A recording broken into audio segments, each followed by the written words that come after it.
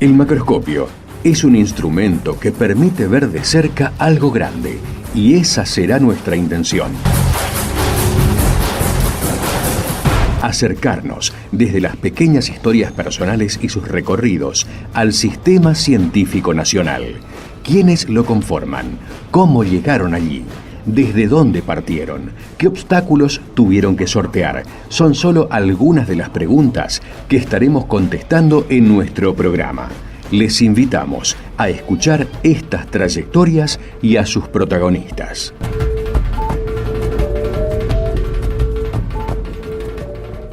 Buenas tardes, estamos aquí en Macroscopio como todos los lunes por FM UNAM. Hoy vamos a hablar con la licenciada Aylin Basilio Fabris. Aylin es licenciada en Ciencias Sociales por la Universidad Nacional de Quilmes. Actualmente es becaria doctoral de CONICET. Se desempeña en el Instituto de Investigaciones en Humanidades y Ciencias Sociales de La Plata, dentro del Centro de Interdisciplinario y de Investigaciones en Género, y se dedica a los consumos culturales y particularmente, que es por lo que la llamamos y la convocamos, al cine de Armando Bo y su personaje y principal protagonista, la Coca Isabel Sarli, a la que tenemos muchos fans y seguidores por estas tierras. Buenas tardes, Aylin, ¿cómo estás? Hola, Sandra, ¿todo bien? Buenas tardes.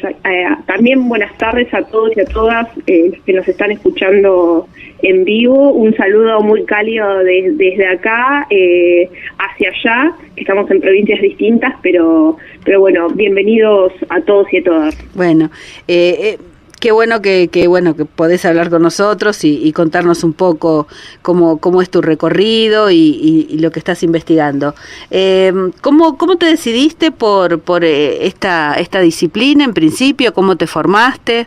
Bueno, si empiezo desde un lugar un poco más biográfico, creo que es el lugar donde nuestras trayectorias se van forjando de alguna manera. Yo vengo de una familia con mucha presencia y con mucho interés en fomentar la reflexión de las humanidades en general. Uh-huh. Y desde muy chica manifesté una inclinación hacia lo que era por lo menos la historia. Después, a medida que fui creciendo, fui de alguna manera decidiéndome por seguir estudiando no solo historia, sino otras disciplinas que dialogaran y convivieran con el mundo de las humanidades.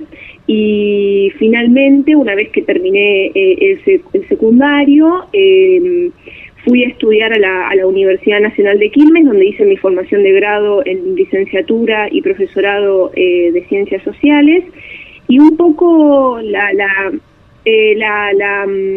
formación que ofrece la universidad en esta carrera en particular es de una perspectiva interdisciplinaria, ¿sí? Fomentar el trabajo conjunto con las herramientas de otras disciplinas, y en mi investigación ahora en particular, que en parte la desarrollé en la licenciatura y me recibí con una tesina de grado. Sí, lo que trabajé ahí es una combinación entre una suerte de sociología de la cultura, historia cultural y estudios de género, y parte de ese enfoque se sigue sosteniendo en la investigación que llevo impulsando actualmente dentro de lo que es mi beca doctoral del CONICET. Uh-huh. ¿Cómo llegaste a este tema, ¿no? Al cine particularmente al cine de Armando Bo? Claro, bueno, es una pregunta que me han hecho en reiteradas ocasiones por lo extraño que resulta el objeto, ¿no? El objeto de investigación. En principio yo haría una aclaración que es parte un poco de la perspectiva que busco imprimirle a la investigación, que es no concentrarme tanto en el cine y en la figura de Armando Bo, sino un poco más en la figura de Isabel Sarli, un Bien. Personaje que fue de alguna manera bisagra en un momento de la Argentina que va desde la mitad de los años 50 hasta los años de la democracia, ¿no? Uh-huh.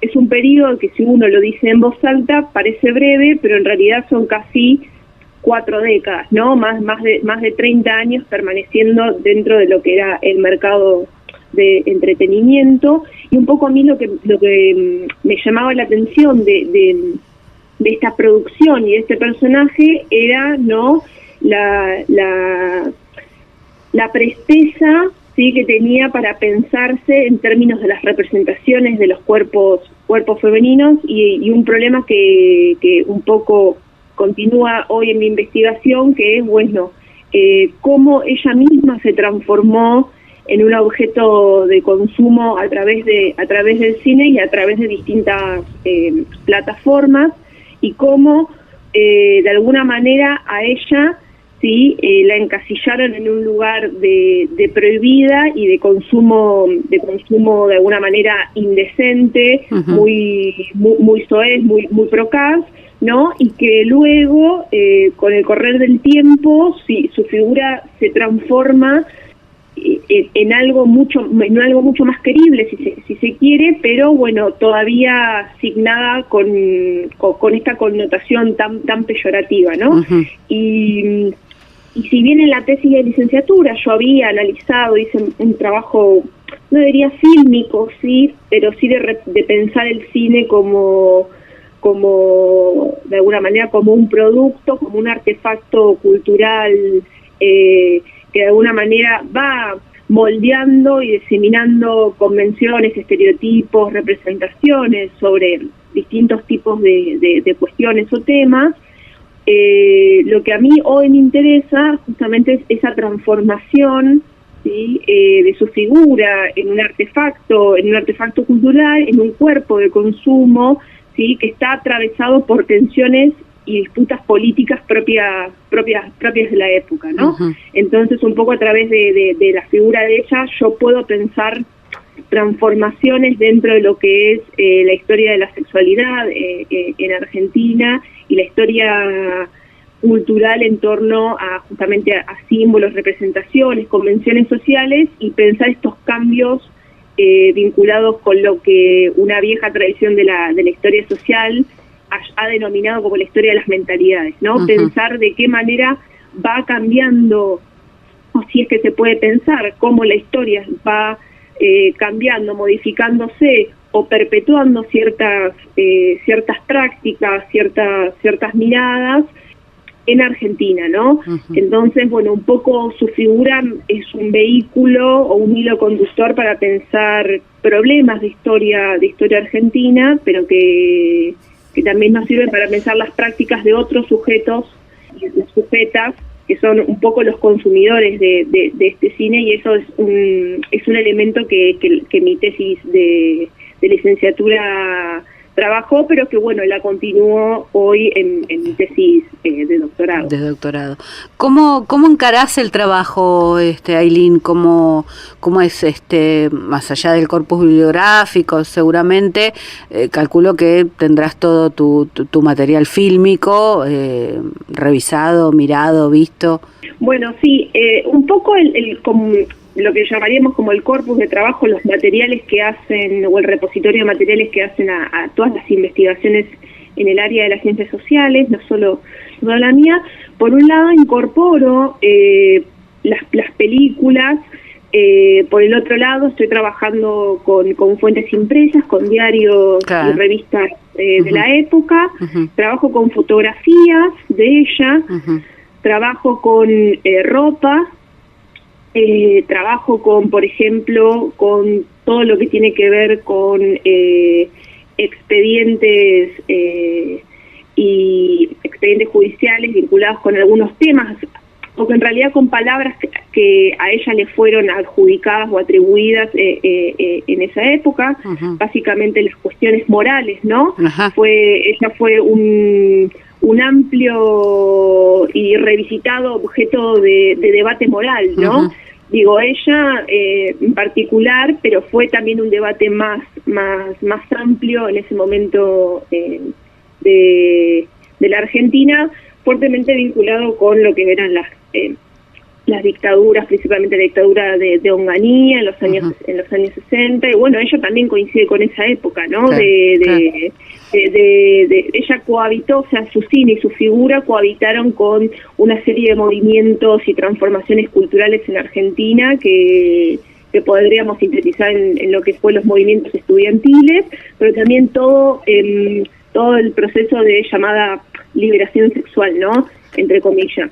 Pero bueno, un poco volviendo a la pregunta inicial, yo estoy trabajando con algunos expedientes, estoy trabajando con materiales provenientes del mundo del catolicismo, ¿sí? Que ahí me permiten ver de qué manera también un amplio arco del laicismo católico en Argentina trabajó el problema de la cultura, y después estoy trabajando con revistas, principalmente las llamadas revistas del Destape y algunas revistas que he podido rastrear de ellas, en donde, bueno, para la época se llamaban revistas picarescas, porque predominaba el humor y las chicas vestidas con poca ropa. Uh-huh. Entonces es un poco el trabajo que yo hago, pero también tengo documentación no solo fílmica en sus películas, sino entrevistas y noticiarios y publicidades de ella principalmente. Un poco la tesis trata de reconstruir no la biografía en un sentido individual, sino pensar, bueno, cómo la trayectoria biográfica de Isabel Sarli de alguna manera condensó algunas prácticas, algunos sentidos, algunos discursos dentro de la década del 50, porque ella se hace conocida antes de filmar con Armando Bo por su consagración como Miss Argentina. Claro, ahí empieza. Uh-huh. Claro, quienes nos están escuchando por ahí no sepan que era el concurso Miss Argentina, o sí, y lo están recordando en este mismo momento, pero bueno, en Argentina el certamen Miss Argentina fue un concurso de belleza muy popular que, bueno, con el devenir de las décadas fue declinando un poco, porque también la idea de la evaluación de la belleza y el calificar la belleza entró como en toda una tensión, en una objeción respecto de cómo se miraban los cuerpos femeninos y cómo se los valoraba a los cuerpos femeninos. Pero bueno, ella es ganadora de la segunda edición de Miss Argentina en la década de los 50 y eso es algo que ella va a recordar toda su vida y lo va a traer a colación en todas las conversaciones que va a ir teniendo a lo largo de su carrera, y donde, bueno, un hecho que se destaca muy fuertemente es su vinculación con el peronismo. Bien. ¿No? Ahora profundizamos sobre eso, hacemos la primera pausa, ¿sí? Macroscopio, para ver de cerca a nuestros científicos. Volvemos a Macroscopio, estamos hablando con Aylin Basilio Fabris, que está contándonos su investigación sobre el cine de Armando Bo, pero la protagonista principal, que es Isabel Sarli. Estabas mencionando el tema de la moral, de cómo ella fue cuestionada por tantas cosas, y bueno, también hay como un paralelismo, ¿no?, en lo que es la gráfica o las entrevistas, donde a ella se la conoce desde otro lugar, ¿no? Hasta parece otra persona que no tiene mucho que ver con ese personaje de diferentes películas donde aparece, bueno, generalmente, por supuesto, explotado su cuerpo, su vestimenta, ¿no? Uno la ve y la escucha en otras instancias y parece hasta una mujer cándida, inocente. Hay un juego ahí, una dualidad que es muy interesante también de abordar. Sí, yo creo que hay algo que esto que vos mencionás, esta dualidad, o yo diría como una tensión que en algún punto no se puede resolver, y que son parte de estas dinámicas sociales que atraviesan a las mujeres en cuanto sus trabajos, ¿no? Porque yo la considero una trabajadora, obviamente, sí. ¿No? Que son cuando estos trabajos involucran, ¿sí?, y suponen la exhibición, claro, y el consumo del cuerpo por parte de terceros, ¿no? Uh-huh. Y predominantemente masculinos, varones, ¿no? Claro. Entonces ahí hay algo que en parte aspiro con la investigación no digo a subsanar ni a resolver, porque no se puede tener una respuesta cerrada, sino como una pregunta de, bueno, estas tensiones entre lo público y lo privado, ¿no? Que es algo que también atraviesa no solo muchas veces a las personas del espectáculo, sino que, bueno, son tensiones de lo que serían las dinámicas sociales o del mundo social. O sea, pensemos ejemplos distintos, ¿no? Donde muchas veces la vida privada se juzga en función de el ejercicio público, claro. ¿no? Y viceversa, cuando el ejercicio público es cuestionado u objetado por los acontecimientos de la llamada vida privada, ¿no? Que en realidad no están divididos ni están escindidos, sino que conviven y se configuran mutuamente. Somos personas que nos desarrollamos en ámbitos de la llamada intimidad, de las familias, del mundo doméstico, pero que al mismo tiempo tenemos trabajos que nos demandan una visibilidad pública en distintas instituciones. Lo que yo estoy haciendo acá es parte también de una divulgación y sin embargo yo la estoy haciendo desde mi domicilio, ¿no? Entonces el mundo del trabajo también está atravesado por estas dos. Totalmente. Justamente antes del corte comentabas, bueno, la afiliación o la cercanía al peronismo que tenía Isabel. ¿Crees que esto también sirvió para ponerla en estado, para interpelarla desde otro lugar y también abonó las contras contra su, valga la redundancia, contra sus personajes y sus funciones? Yo creo que en algún punto su figura está de alguna manera revestida por la narrativa del propio peronismo. Ella en algún punto, su éxito durante los años 50, aún coartado por la Revolución Libertadora de 1955, que derroca el peronismo, no logra desbaratar completamente, sino que hay algo ahí de su construcción más popular o plebeya que la va a acompañar durante toda su vida, porque en realidad parte de su cuestionamiento no solo era parte, ¿no?, de toda una dimensión moral, sino era también parte de una dimensión de clase, ¿no?, donde bueno, lo que ella un poco mostraba y alentaba a consumir desde las películas y sus participaciones era pensar, ¿no?, narrativas o temas de la cultura popular. No por nada filmó también en Misiones, ¿no?, donde bueno, tiene no solo en Misiones, sino en todo lo que es el área guaraní, donde ella tuvo una fuerte presencia ahí. Bueno, volver a revisitar narrativas o tópicos propios de la cultura popular, y que principalmente sus consumidores fueron sectores populares, sectores clase media baja, ¿no? Y que en algún punto la reivindicación, aún sin haberlo explicitado públicamente, ella nunca dijo que era peronista, ¿sí?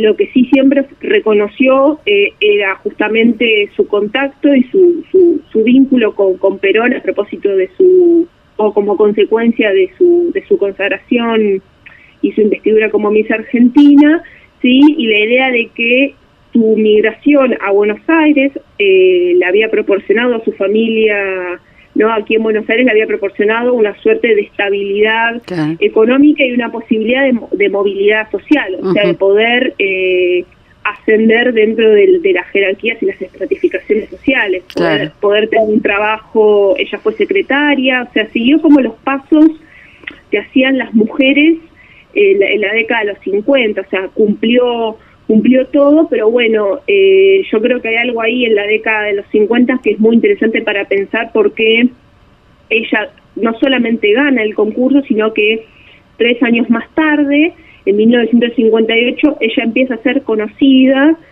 en parte por esta consagración como Miss Argentina, pero por haber de alguna manera protagonizado el primer desnudo femenino, donde en realidad es su torso lo que se muestra, ¿no? Pero para la época fue de alguna manera una suerte de conmoción, ¿no? De conmoción pública, y donde, bueno, ¿no?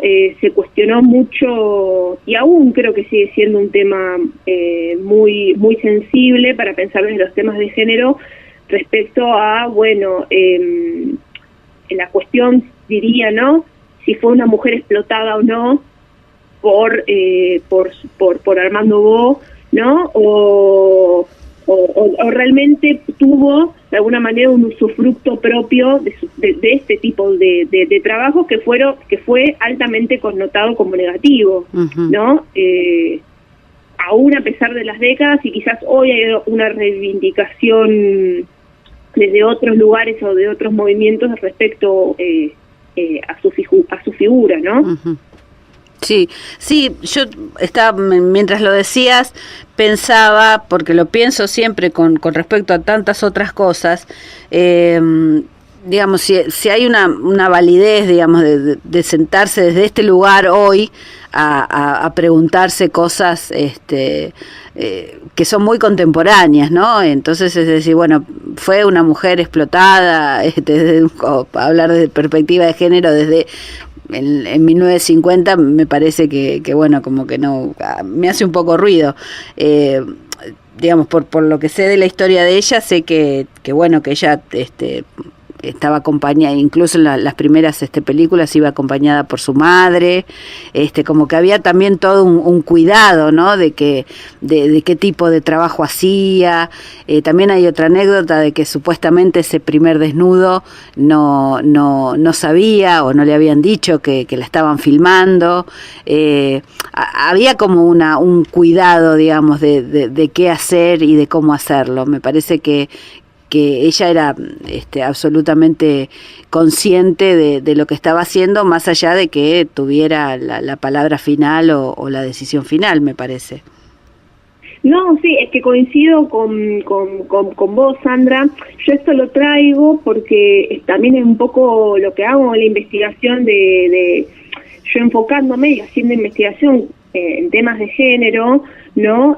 Hay ciertos temas o problemas que son de una naturaleza por ahí más sensible o más polémica con respecto a, bueno, la cuestión, hoy diríamos explotación, ¿no? Pero en ese momento de un ejercicio de violencia, de alguna manera violencia simbólica, no física, hacia ella, donde, bueno, los relatos que de alguna manera nos llegan hasta el día de hoy era que bueno, estaba acompañada por su madre, sí, pero que él la había engañado para que en realidad se ponga una malla y que le iba a filmar de lejos, y cuando uno ve la película, aún en un estado fílmico bastante deteriorado, ¿no? Uno ve que no es imposible creer la historia de la malla, ¿no? Sí, entonces, bueno, digo, hay algo ahí dentro de lo que es su figura que con la que volvemos un poco a lo que decíamos recién sobre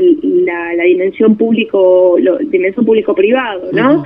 Va a ser muy difícil escindir este dualismo, porque en realidad mucho de lo que uno pensaría que se hace en la privacidad, que es un poco el sexo, el erotismo, la reproducción, ¿no? Ella lo transformó a través de su figura, de su cuerpo, ¿no? Utilizando su propio cuerpo como un vehículo para poder trabajar, ¿no? Entonces, no digo que ella no supiera lo que estaba haciendo, sí uno puede pensar justamente, y eso es un poco lo que hace la investigación, pero es algo que hacemos por lo general las personas que pensamos con perspectiva histórica, es que uno también tiene que atender a los contextos y a las condiciones de posibilidad, ¿no? Claro, que permitieron o restringieron que ciertas cosas sucedan. Yo acá no estoy entrando, por ahí entramos más adelante, pero todo lo que es el tema de la censura, Una palabra que dice poco o dice mucho y a la vez nada, porque es una palabra que se usa de manera muy libre y de manera muy polisémica en la época, ¿no? Parte de la censura no fue tanto la censura proveniente de ciertos organismos o personajes o sujetos de la época, sino todo lo que generaba ella con respecto a su figura y que una mujer se dedicara, ¿no? Trabajara de filmar películas en las que principalmente ella era la protagonista, ¿sí? Y su cuerpo, ¿no? Donde lo que ella podía provocar o generar era un poco el leitmotiv de su consumo, ¿no? Entonces ahí hay algo muy interesante como para seguir pensando, es algo que yo estoy pensando al calor de la investigación, ¿no? Donde todo el tiempo uno vuelve sobre estas preguntas de bueno, cómo ella misma se transformó en un artefacto cultural, casi una mercancía, ¿no? Para un mercado no solo nacional y latinoamericano, sino internacional. Perfecto. Seguimos en un minutito más, hacemos un corte y volvemos.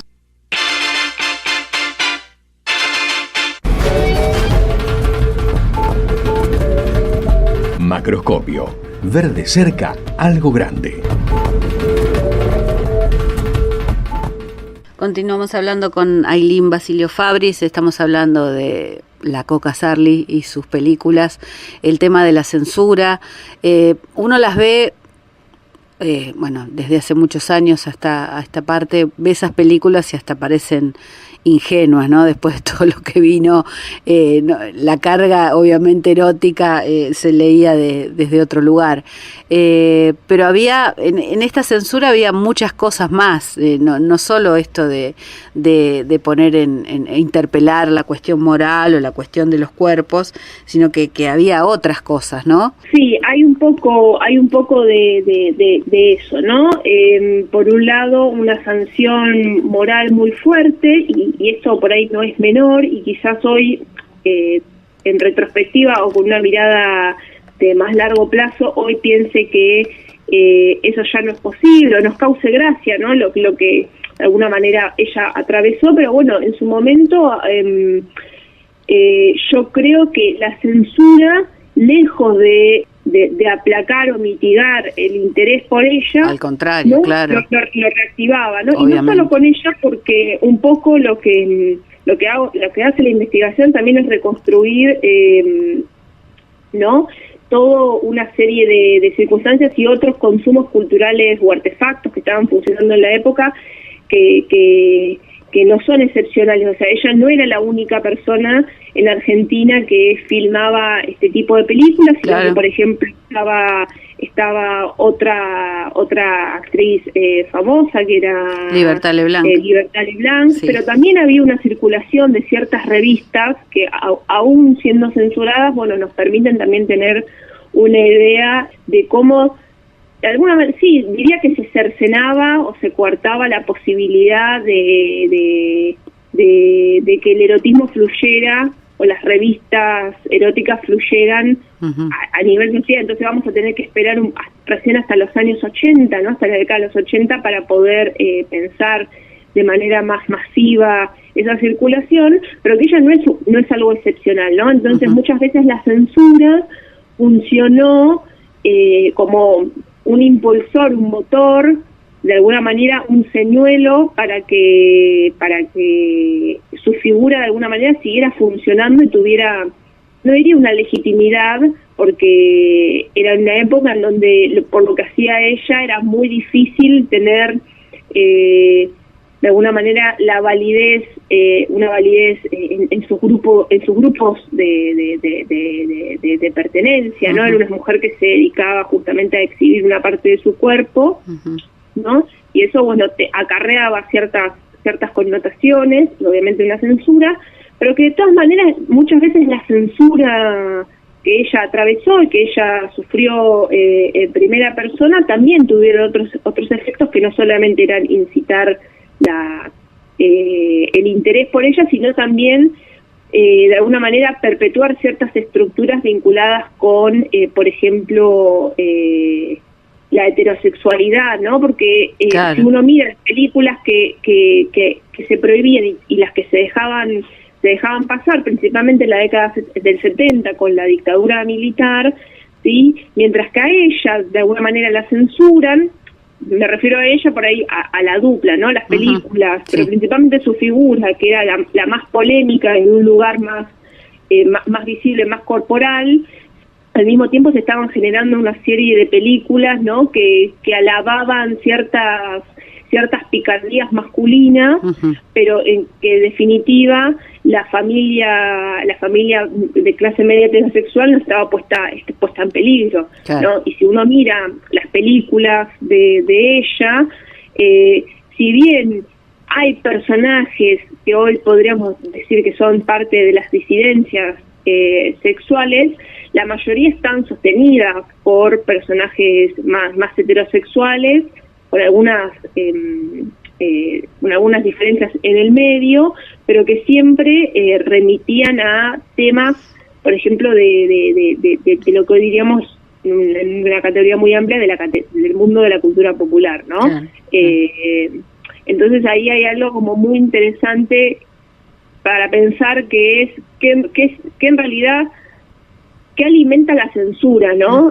Finalmente, no solo para el cine o para el mundo de la cultura, cuando tenemos debates sobre, bueno, cuando tenemos que cancelar o no personas, ¿no? Si eso en realidad no está generando como un efecto rebote sobre otras dinámicas, otros procesos, otras prácticas, ¿no? Sí, seguramente. Bueno, en el caso de ella es paradigmático, ¿no? Pero bueno, la censura también en esa época aplicaba a cualquier película, a cualquier escrito, a cualquier publicación, o sea que era algo que se hacía, pero digamos ella en ese sentido fue mucho más censurada y mucho antes, ¿no? De todos estos procesos que después se hicieron como moneda cotidiana, ¿no? De no poder acceder ni siquiera al cine extranjero porque, bueno, las películas venían censuradas o porque directamente no llegaban al circuito. Entonces, bueno, lo de ella era casi, no sé, no anecdótico, pero era parte de un proceso que se fue acrecentando y ampliando, ¿no? En los temas también censurables. Claro, sí. Ella, yo antes mencioné un poco la circulación internacional. Ellos, si bien fueron fuertemente censurados aquí en Argentina, no solo por una censura más oficial, sino de alguna manera una censura más simbólica por distintos sectores, ¿no? Que era también un poco el rechazo que se generaba. De alguna manera, en paralelo, van teniendo éxito comercial y ella va adquiriendo una circulación transnacional muy interesante en todo lo que fue el mercado latinoamericano. Claro. Le fue muy bien en Brasil, en Paraguay, en Perú, en México, claro. Filmaron en Venezuela, pero ella tuvo mucha circulación en Estados Unidos, en todo, principalmente en Nueva York, en todo lo que eran los circuitos de cine clase B, y todos los cines vinculados con el mundo del erotismo y la pornografía en ese momento, que recién empezaba a circular, y que después tuvo bastante circulación y consumo en Europa y en Asia. Ellos llegan a ir hasta China, ¿no? Y hay una foto de ella muy muy linda en la que está tomando mate en la muralla china, ¿no? Entonces no sé cuántos personajes para la época podían adquirir la resonancia internacional que ella, o la repercusión internacional que claro. ella tuvo, y que bueno, llegó a salir en los diarios más importantes de Estados Unidos, ¿no? Por estas películas que se podían de alguna manera exhibir afuera, quizás con algunos cortes. Yo hoy no puedo asegurar que las películas que se pasaron en Estados Unidos son las mismas que después funcionaron aquí y viceversa, pero lo cierto es que había una mayor libertad en la exposición o la visualización de estas películas, que le permitió también desarrollar una suerte de relación con todo lo que eran los movimientos gay de resistencia homosexual en los años fines de los años 60, principios de los 70, donde hay fotos con algunos, creo que hay en una marcha, ¿no? Bueno, ella de alguna manera tuvo un lazo muy fuerte con todo un sector, o con distintos sectores, distintos sujetos, distintos actores o movimientos que estaban también excluidos del centro del debate público y que estaban siendo relegados a un segundo plano, además también perseguidos, ¿no? Recordemos que el Frente de Liberación Homosexual aquí en Argentina fue ampliamente reprimido, perseguido, y bueno, es la propia dictadura, la última dictadura cívico-militar, la que de alguna manera desarticula y hace desaparecer al grupo.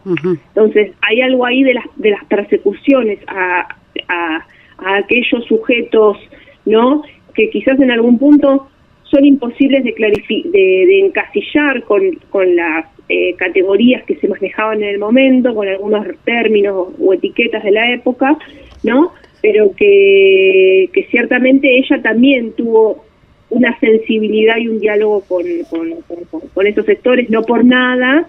Ella fue muy amiga y colaboró mucho con Paco Giamandreu, ¿no? Sí, claro. Tenían un vínculo de amistad muy muy profundo. Y bueno, también Paco es un poco el vínculo que hay entre ella y el peronismo también claro, por la figura de Eva, que está siendo revisitada en estos días de julio y principios de agosto. Hacemos el último corte y volvemos en unos minutos.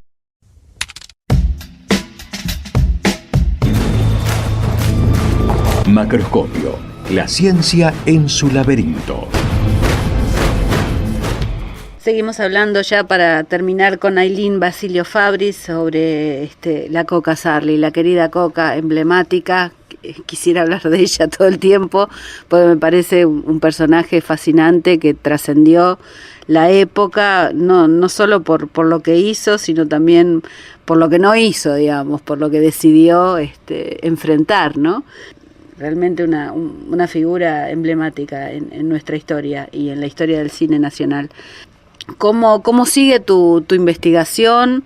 ¿Por qué caminos te está llevando? Todo esto que acabas de contar de sus, no diría militancia, pero sí su sensibilidad y solidaridad con otras diversidades y con otras personas y entidades, es un dato que no conocía, digamos, más allá de esta relación personal con Paco Giamandreu. Bueno, la figura de Paco es, también hay un nexo, como decía antes, importante con el peronismo y con Eva, pero bueno, ella de alguna manera trabajó y tuvo, en las películas aparecen personajes homosexuales, gay, y donde ella mostró de alguna manera en su vida privada, entre comillas, de mucho acercamiento con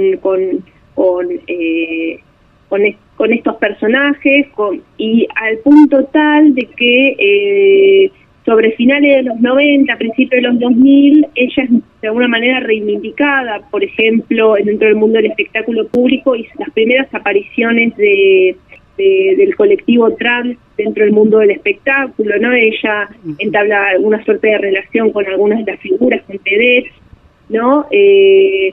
Entonces, bueno, ¿no? Es muy interesante un poco el recorrido que va haciendo ella, porque ya en los años 90 ella no trabaja más, ya a principios de los años 80 ella deja de trabajar, pero justamente ahí empieza otro recorrido de su figura, que es un poco la pregunta que guía la investigación de cómo se construye, diría, un objeto prohibido, censurable, pero a la vez fascinante, de un lugar más lascivo, si se quiere, a que después se convierta en un objeto de circulación más nacional sin ningún tipo de tapujos. No pasa a ser un consumo más masivo porque llega a la televisión y porque los años 80 recupera, o la década de los 80, en el tránsito hacia la democracia hasta el final de la década de los 80, principios de los 90, ¿no? Donde ella aparece ya desde otro lugar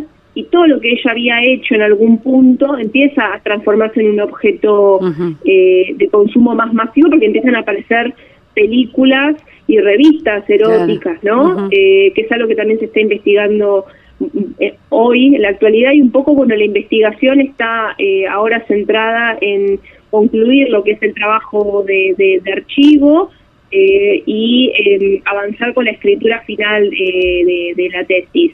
Y seguir, bueno, pensando un poco algunos problemas que creo que son como centrales, son como núcleos, que es esta cuestión de pensar la sexualidad, el erotismo, las mujeres, y las transformaciones, ¿no? Un poco en las representaciones de estos cuerpos y hasta qué punto no su figura nos permite iluminar otros procesos contemporáneos o coetáneos a su circulación y a su actividad, en realidad, entre los años 50 y los 80, ¿no? Que nos hablan justamente cómo funcionó la represión y la censura cultural, pero también la represión y la moral sexual, ¿no? Porque detrás de ella hay todo un entramado, que es un poco lo que hace la tesis, para pensar justamente cómo se fue forjando una actitud, un comportamiento y una costumbre respecto a los comportamientos y a las posiciones en relación a la sexualidad en Argentina. Principalmente iría a la heterosexualidad, ¿no? Cómo se configura esa heterosexualidad en la segunda mitad del siglo XX. Sí, digamos que es una construcción que llega hasta hace poco tiempo, digamos, ¿no? Hasta hace unos años, con toda esta irrupción de las diversidades, de la lucha de las mujeres, digamos, había ciertas cosas que ya estaban como determinadas e incuestionables, y de repente, bueno, todo un proceso de años que termina en estas nuevas adquisición de derechos y en estos nuevos logros tan importantes para mostrar lo que somos como sociedad, una sociedad diversa, ¿no? Con diferentes formas de vernos, de percibirnos y de ejercer nuestra sexualidad, nuestros cuerpos, etcétera. Así que en eso si bien, digamos, no se planteaban en sus inicios o durante su carrera, la Coca fue un referente definitivamente para todas estas cuestiones. Sí, yo creo que bueno, lo resumiste vos mejor que yo a lo largo de la entrevista, que es esto, ¿no? Pensar un poco esto que nosotros estamos viviendo hoy, afortunadamente, de mucha transformación y de problematización de las sexualidades y las identidades de género, ¿no? Que bueno, si uno lo mira retrospectivamente, ¿no? Si uno se va 70 años para atrás, claro, uno ve que muchas veces las condiciones de posibilidad para que las mujeres pudieran ingresar al trabajo eran muy limitadas, y a medida que van ingresando, ¿no? Como al mercado de trabajo y van ejerciendo una profesión propia, hay algo ahí que quizás en la figura de ella se destaca, que es, bueno, construir una carrera en función de básicamente del cuerpo, donde muchas veces el cuerpo termina perdurando simbólicamente, ¿no? En el imaginario, como ella, bueno, se va transformando en una marca o un objeto de consumo, ¿no? Claro, sí. Porque a su fallecimiento en el año 2019 distintas marcas, por ejemplo, una bebida, la bebida más conocida, una gaseosa, bueno, le dedicó un posteo en las redes sociales para recordarla, ¿no? Entonces, ella había tenido una significación y una irradiación en la cultura popular, ¿no? Luego de muchas décadas, ¿no? De disputas sociales, dentro de lo que era la cultura popular, ¿no? Entonces, hoy cuando uno la piensa, uno llega a pensar o a problematizar, si quiere, o buscar indagar, bueno, cómo se genera ese proceso de transformación de algo que había sido prohibido, objetable y hasta inmoral, en algo que luego se convierte en consumible hasta llegar a los hogares y popularizarse a través de revistas, ¿no? Uh-huh. Y de otros temas. Sí, es realmente ese paso, aparte conociéndola así muy muy por afuera, ¿no? De lo que era ella, como te decía, esta mujer tan joven, en un inicio hasta inocente y cándida, digamos, cómo se construye, ¿no? A sí misma y cómo se empodera, porque terminó, digamos, como lo que decís vos, ¿no? Como un símbolo de una época y de una forma de mostrarse, y después hasta dando cátedra o en esas charlas o entrevistas tan interesantes en donde ella cuenta algunas anécdotas de su vida. Me parece que fue un personaje popular, ¿no? De estos que salen de lugares indecibles, inubicables, y que se convierten en parte de nuestros próceres, ¿no? Como hay tantos, no tantos, pero hay algunos otros, ¿no? Sí, digo, hay muchas cosas para pensar en torno a su figura. Por lo pronto es un poco descifrar estos cambios que se suceden en Argentina respecto a la sexualidad, un poco a partir de su figura, ¿no? Claro. Y que estas consideraciones, objeciones, censuras, relevamientos en un segundo plano, también nos permiten pensar unas transformaciones, unos cambios quizás mucho más lentos que nos permiten, no sé, pensar la efervescencia y la fuerza que tienen procesos de la actualidad, ¿no? Uh-huh. Que digo, no son solo en Argentina, sino que de alguna manera dialogan con otros procesos anteriores, de épocas anteriores, o sea, del siglo XX y del siglo XIX, ¿no? Uh-huh. El feminismo de alguna manera es pionero en ese sentido, ¿no? Recuperar las consignas de generaciones y de cohortes anteriores para, bueno, construir realidades nuevas, ¿no? Claro. Que digo que es algo que a mí también me interesa pensar sobre la cuestión del cambio intergeneracional que hay alrededor de su figura, porque bueno, quienes la vieron en su momento, en vida, en persona, o en el momento cuando ella estaba trabajando, no son los mismos o las mismas que la ven y la consumen una vez que ella ya deja de trabajar. Claro. Y menos hoy, si hay algún joven o muchacha que está interesada en visitar su figura, bueno, todo lo que ella hizo por al menos diría 40 años, ¿no? Claro, entonces claro. Es muy interesante eso. Bueno, te agradezco muchísimo por tu tiempo, por todo lo que nos contaste. Esperemos ver pronto resultados de todo tipo en esta investigación y que los podamos conocer para difundir y circular entre la gente que, bueno, que como yo somos, la bancamos a la Coca de corazón.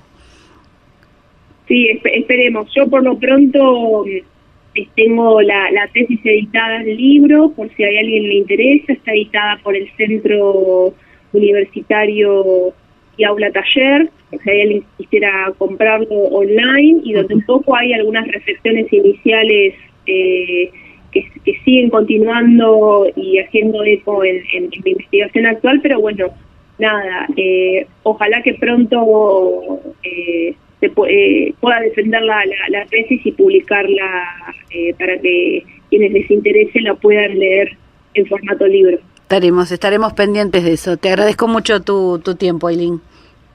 Bueno, gracias a vos, Sandra, por la invitación y por la conversación a lo largo de este rato. Hoy en Macroscopio escuchamos a Nina Simone, Feeling Good, Funky de Charly García y a Amy Winehouse, You Know I Am Not Good. Los saluda Sandra Nicosia, nos despedimos hasta el próximo lunes. Operación técnica. Para que quienes les interese la puedan leer en formato libro. Estaremos pendientes de eso. Te agradezco mucho tu tiempo, Ailín. Bueno, gracias a vos, Sandra, por la invitación y por la conversación a lo largo de este rato. Hoy en Macroscopio escuchamos a Nina Simone, Feeling Good, Funky de Charly García y a Amy Winehouse, You Know I Am Not Good. Los saluda Sandra Nicosia, nos despedimos hasta el próximo lunes. Operación técnica Beco Blanco.